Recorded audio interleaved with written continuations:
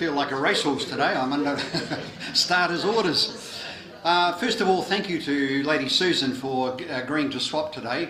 I'm going overseas and Susan's just got back, so hopefully she's a little tired and I'm getting excited about going, so she very kindly agreed to swap sessions, so you'll get a really interesting talk from Susan before too long.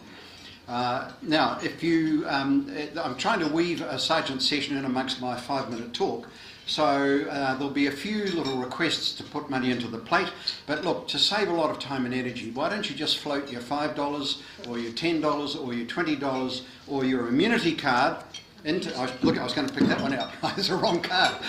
Put your immunity card into the plate now, and that'll save a lot of trouble as we go along. Now, what we're going to talk about today is Tawa, a youth Silicon Valley. If you haven't visited Tawa in the last 2 months, put some money in the plate, please. Tawa is a fantastic suburb to be part of. If you haven't visited Silicon Valley, please put some money in the plate. And if you're not a member of your local residents association, then also put some money in the plate. Is that enough? Is that good enough? Okay. The backstory. First of all, this started with Scope. We were looking for something to do in the education field, and I read an article in Rotary Down Under that the Newmarket Rotary Club was sponsoring 3D printers in schools. And so, in conjunction with Scope and the club, I managed to get a 3D printer into Lynda School. Some of you will have heard my story about that before. We had Sir Richard Taylor come along and present it. Fantastic afternoon at Lynda School. For those of you who can't tell me what Scope is, some money in the plate, you all ought to know what Scope is by now. If you haven't seen or physically used a 3D printer, put your hand up. Time you did, put money in the plate, please. If you haven't been to Weta Workshops, an absolute icon in Wellington, hand up if you haven't been to Weta Workshops. Money in the plate, there's no excuse for that. What decile rating is Lynda School? Pretty close. 4. Yep, it's a 4. Yeah, so it's these kids at Lynda School have got nothing. They've got no, many of them have got no cell phones. They've got no laptops or tablets or anything like that. So the 3D printer was absolutely revolutionary for them. And in conjunction with the 3D printer, we also, with the help of the club, put 20 Chromebooks, which are cut down laptops, into Lynda School, and I got an appreciation from the principal last week to say what a fantastic difference that's making to the children at Lynda School.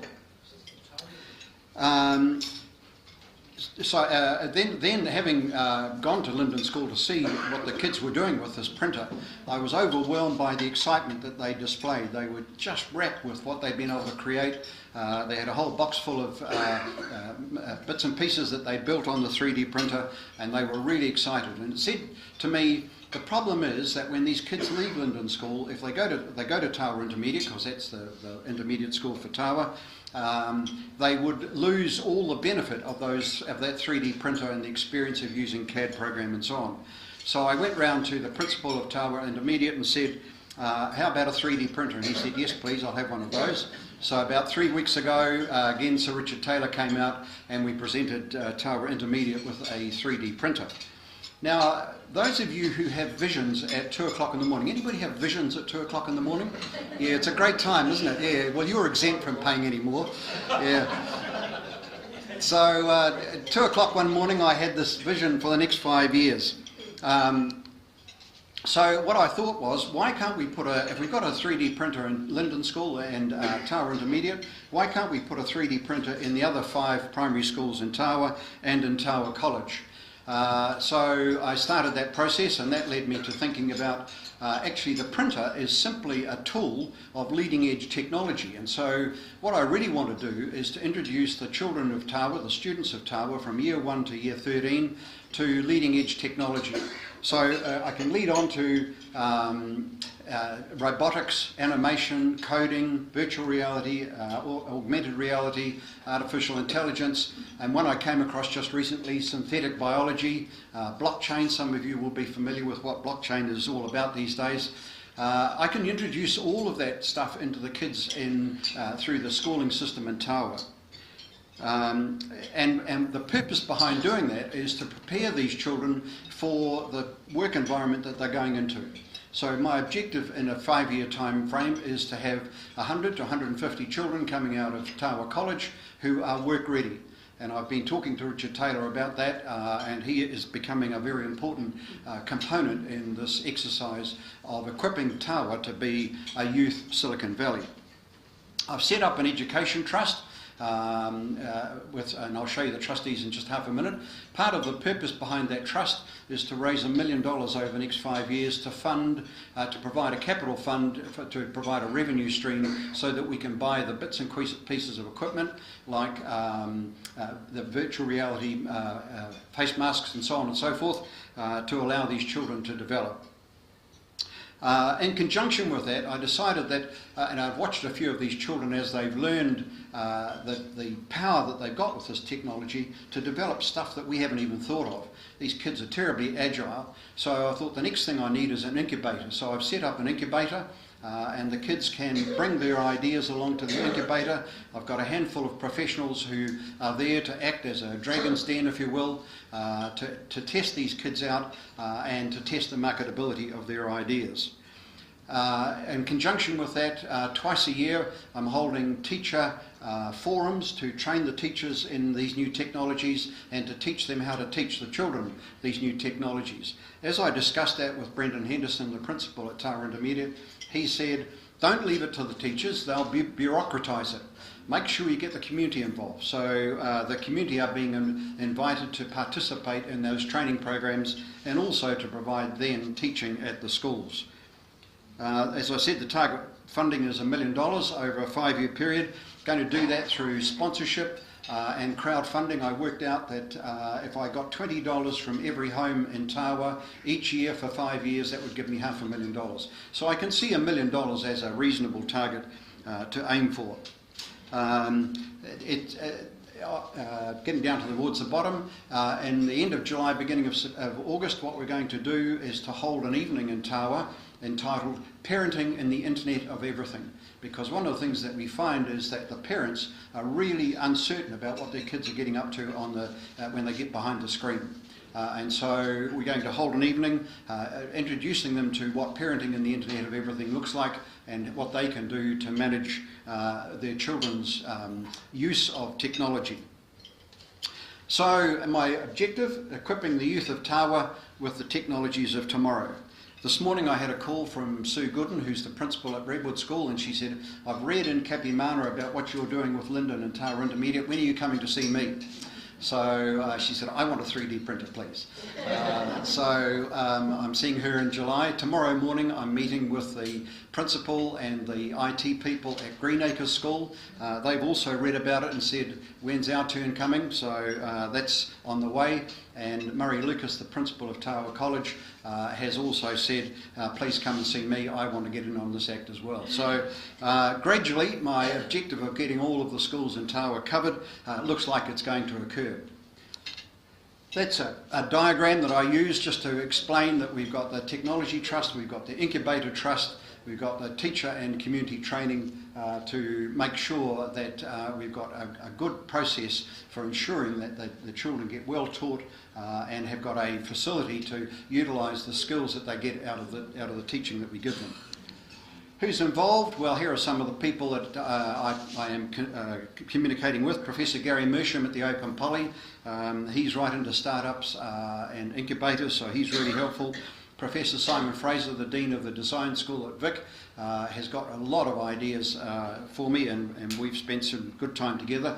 As I mentioned, Sir Richard Taylor, he and I was out at Weta Workshops the other day just talking to him about the part that he might play in this process. The trustees are the 3 Northern Ward councillors, Jill Day, Malcolm Sparrow and Peter Gilbert. Richard Herbert, who's the chair of the Tawa Community Board, and the chair of the trust is Brendan Henderson, the principal at Tawa Intermediate.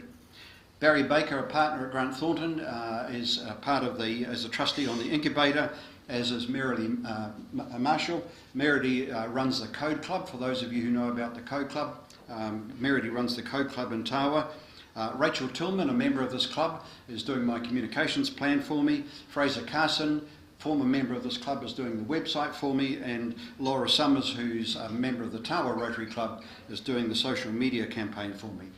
So that's a little bit about the project that I've got on my plate for the next 5 years. I'm really looking forward to seeing the excitement on the faces of the kids as this project unfolds, and as we get to... Duncan, are you going to stop me? Is it time? No, a comment to make as you finish. After talking to you, I went to Plimpton School. Yes. Plimpton has a technology centre. I said, would you like a printer? And they said, we've got one. It's a very old one. We want 6. Great. So I need to talk to you. Talk to you afterwards. Okay. Okay. If you've got any money left in your pocket, please put it in the plate. But that's Tawa, a youth Silicon Valley. Thank you, President. Tony, that's a very hard act to follow, and I think there was a connection in the forest at the heart of the city really got rolling under your term of presidency. Where's Tony gone? And what we're talking about here is another form of social enterprise, only one that's on the ground and dealing with old-fashioned things like spades and plants. And there's a figure that I want you to just bear in mind as the good news comes from Ed, that this is a venture that's done extraordinarily well in the first couple of years in a partnership with conservation volunteers, but they, like all other enterprises and non-profits, need to be looking ahead as to where the continuing funding is going to come. And we calculate the figure is in the order of about 300,000 in order to get to the 100,000 plants by our centenary. 4 years away, 4 planting sessions to go. Now, Ed's got some cheerful photographs to back that up. Thanks for having me again. So we've had a very busy month or two of planting now. Here's a nice shot from the very first Rotary Community Saturday at the start of June. But before that, we had our first planting day of the season, which was the Corporate Tree Planting Challenge. I came and spoke to you guys about it just beforehand. So we had a really successful day. We had 5 teams of corporates from Spark, Landcorp, Contact Energy, WCC, and one which escapes my mind right now. But we had 41 people out, and they competed over the course of 2 hours, and we got almost 2,000 trees in the ground on that day. So that was really successful, and was followed by a nice barbecue and a prize giving, which I delivered the engraved version of this morning. The following day we had the first Rotary Day, so you can see up on the right hand side there, this is the site just above Uridge Hospital in Newtown. That's the place we've been planting, and so far over the course of this day and then a few days with Wellington College and one with Queen Margaret's, we've had 3,500 trees in the ground already. The other side of the project, which has been bubbling away all summer, is the nursery construction. So I told you guys last time about the Bunnings Day. Bunnings donated all of the equipment for building the nursery, came out and helped pour concrete, put posts in the ground, and then earlier last week we had our very first seeds go into trays. So we've got a completed nursery, and we've now got seeds in the ground getting trees ready for the next few years. And that's to supplement the trees which are going to be planted by, donated by the council and Forest and Bird.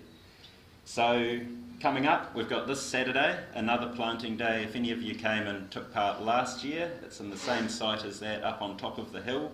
Meeting point's still going to be at Uridge Hospital, and we're going to walk up and do infill planting on last year's site, and then again in August. And then moving forward, obviously, these are the numbers we're aiming for. So we've doing 5,000 trees this year, 10,000 next year, 12,000, 15 and 18 in the centenary. So we're getting into some serious numbers. But I think the fact we did almost 2,000 in 2 hours with those corporates shows planting is probably the smaller part of the work. Propagating all those trees in the nursery, all of the site maintenance afterwards, making sure that they grow into a healthy forest. And then working on some site creation, signage, seats and things is a major part of the project as well. Stuff that we're working on constantly throughout the next year. I'll leave it there. Just flick it back. Look at that. And just to emphasise here that this project's now at the stage where it needs the networks of this club. And Ed and I will wait around outside immediately after and look to see who's going to say That's triggered a thought for me. I know this organisation, which might be a potential corporate planter, sponsor. There's a set of publicity and promotion that's needed coming up soon in order to reach that ambitious target. We're well on the way, but this is the foundation period. That's the really serious stuff. We're going to make it by June 2021. And let's just do a poll of who's coming to Ewart on this Saturday. And please ask them to bring their morning tea. Food. So Colleen is organising morning tea, which is great. So Time, Richard? 9:30 through till 12 or so. So you can come for part. Doesn't need to be the whole morning. Thank you. Very much, President Mark, members and guests. Just running through this relatively quickly because I know time's of interest, and this is the complete opposite project to Tony. So this is actually a project designed for youth in Wellington that actually we're going to take away from the internet technology and cell phones. So half of the room will relate very much to that, and the other half will think, what the hell are we doing? So what we're doing is a replica Orongoronga hut, tramping hut. It's at Brookfield, which we'll talk about in just a second. It's basically 10 minutes from civilization, but when the kids arrive or the adults arrive with their pack on the back on a Friday night ready for a weekend to go tramping, it's an hour and a half to 2 hour walk. But in the morning they're only 10 minutes away from the facility, so they'll get a bit grumpy, but that's fine. It's fully self-contained. It's been funded so far, donations, including quite a large amount from the Bernie Knowles Family Trust, so a real link back to the club. It was built off-site, reassembled in the bush. It's a fantastic setting, close to nature. It's called the Lockup. Steve Locke was a very passionate scouter in Wellington. He was a long-term group leader of Kandala Scouts, went on to be involved in national scouting. He really was the typical good, keen bloke, and kept many, many youth of Wellington on the straight and narrow through the late 60s, 70s and 80s, and fondly remembered. He also at that time was involved with building a hut in the Orongoronga Valley, as many of you will have been to these huts in the Orongorongas. About 10 years ago it was demolished by DOC and they built a state-of-the-art lodge on the site. So a group of us got together and said, encouraged by one of the Knowles sons, to actually do something in his honour, and that was the start of the Lock Hut. So good keen bloke, part of scouting. Sort of things he did was took us all to places like Port Lagar. This was a Christmas camp for scouts back in the 70s at Port Lagar, which is way up north. This was the sort of things that he did and kept many of us on the straight and narrow. I think there'd be a number of us that probably would have ended up quite different careers if we weren't involved with them. So I'm now going to hand over to Warwick, who's chair of the Brookfield Outdoor Education Centre. Thanks, Grant. Just a matter of interest, how many people have been to Brookfield? So there's quite a few in the room who haven't. So Brookfield Scout Outdoor Education Centre is the top of Moores Valley Road in Wainuiomata. Thanks to a bequest and then a subsequent purchase of 550 acres for $1 a pounder an acre back in the early 1960s, Brookfield today is 230 hectares. We can sleep 130 plus in accommodation, and we can camp 800 individuals. It's probably the largest outdoor education centre for young people in the Wellington region, and we cater about 25% use for scouts, some for guiding, and about 50% of its use is for schools. So many of the young people in the whole region are getting their outdoor education centre through Brookfield. One of the things we've been lacking is using the majority of the property, which is regenerating bush, and in recent times we've been developing tramping tracks through it to give the kids or the scouts and young people that opportunity. And the Lock Hut is part of that strategy, the strategy of giving them a base which they can begin to learn the etiquette of staying in a tramping hut with others. It won't be sole use to the one group that goes in there. If there are others around using it, then that's good. The ideal was that Whitireira Polytech were going to build the whole hut and dismantle it from their base in Pororua and would then helicopter it into the site. They did construct all the framing and it did get all helicoptered into site, but they got the hut up, but they got the roof on, but then they ran out of time to clad it. And so we've had a group now of volunteers who have been working every 4 weeks or so to put the cladding on the outside, to line it, to insulate it, and as of last weekend, our last weekend B, it is essentially all lined now, but there is a lot of trim work to do. The bunks need to go in, the kitchen needs to go in, the whole deck still needs to go on, so there's still a lot of work to be done.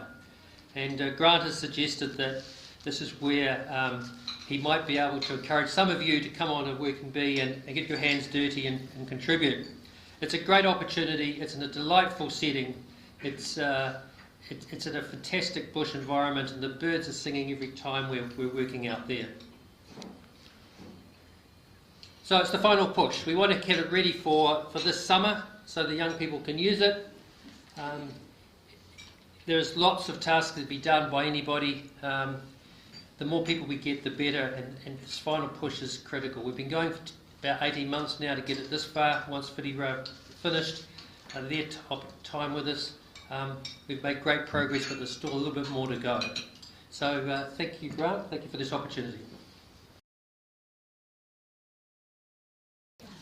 Fellows, I'm thrilled to be able to introduce Lynda Carroll. Lynda Carroll is a close friend of mine. I'm looking forward to her being here, so I'll see even more of her, and she's going to make a fantastic contribution to the club. Lynda serves on boards and is the owner and principal of Carroll Consulting Limited. Carroll Consulting is a small agency established 20 years ago, working in strategy, performance, people and governance. She works in partnership with organisations to build high-performing culture that delivers long-term sustainable business success. Her work is primarily to assist organisations through change, either a start-up, merger, acquisition, operational change or change of culture. I've now worked with Lynda in several organisations, and I can attest to the amazing difference she makes in terms of successful culture change. Lynda's a member of the Senior Army Leadership Board with Suzanne and is a chartered member of IOD. She was the chair of NZIM Central and deputy chair of NZIM National when she facilitated the somewhat contentious merger of all of those into a single national organisation. Lynda is both a member and a chair of Nota Bene Choir, a chamber choir with which she's performed since 2005. And she's recently joined Doubtful Sounds that sings a cappella just for a little bit more stretch. Lynda's son Finn is currently studying at Vic, completing a BA in film and BCom in management. And Lynda's partner Oscar plays with Orchestra Wellington and designs and builds beautiful furniture and cabinetry. I'm really so pleased to be able to introduce Lynda. Thank you. So I'm absolutely delighted to introduce Geoff. I'm not allowed to say that he's one of my oldest friends, he's a long-standing friend. Geoff grew up in Christchurch, and he attended Canterbury University, where he completed degrees in zoology and a Master of Science in Resource Management. Now that is also something I'm not going to say too much about. Geoff and I were at university together, and we have a mutual compact that I won't say too much about his university years if he doesn't say too much about mine. So Geoff came to Wellington to work for the Ministry of Works, Town and Country Planning Division. And sometime later, after some overseas travel, he moved on to the Treasury, later to DPMC, and Geoff went on to have a pretty stellar senior management career in the public service. He was a Deputy Secretary at Treasury. He moved on in 2001 to become the Chief Executive at the then Ministry for Economic Development, and then 7 years later moved on to his 8-year stint at the New Zealand Transport Agency. So I think, Geoff, that makes you one of the more experienced CEs around town. And now, Geoff has, although he stepped down from the NZTA, certainly hasn't retired. I looked at his CV and he looks busier than ever. So some of his current governance appointments, he's Director of Payments New Zealand Limited and Chair of their Audit and Risk Committee. He's Executive Chair of the New Zealand Festival. He's Commissioner on the Local Government Commission, an independent member of the Vulnerable Children's Board, and chair also of Audit and Risk there, and on a range of other boards. Geoff, you did say it was sort of semi-stepping back a bit, but I don't believe it for a minute. Now, Geoff has a range of interests and skills that I think are going to be really valuable to the club. So not only public sector management and governance and being, I think, pretty well connected in Wellington, but also driving value in projects large and small. And Geoff, I know you'll bring that energy and enthusiasm to your time here. Geoff was recognised as a companion of the Queen's Service Order just last year, very well deserved, and he holds a number of professional memberships, including the chartered member of the IOD. Now, in terms of the personal, Geoff is no less energetic in his time off. He and Claire have an avid range of outdoor interests: boating, tramping, mountain biking and skiing. I actually taught him to ski. Yes. And he has a very keen interest in the performing arts. Geoff and Claire have 3 adult children, and Geoff is looking forward to becoming a grandfather in the not too far away.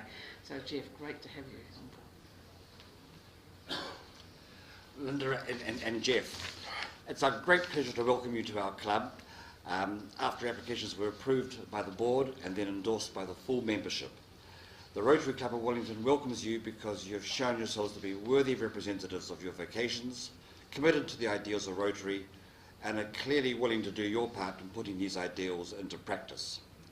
Since Paul Harris convened the first meeting in Chicago in 1905, Rotary International has gained a reputation for service that's unmatched throughout the world. Through your induction today, you are now a full part of this international Rotary service team, and you are joining 1,207,913 Rotarians, give or take, in 35,399 clubs around the world. So, big time.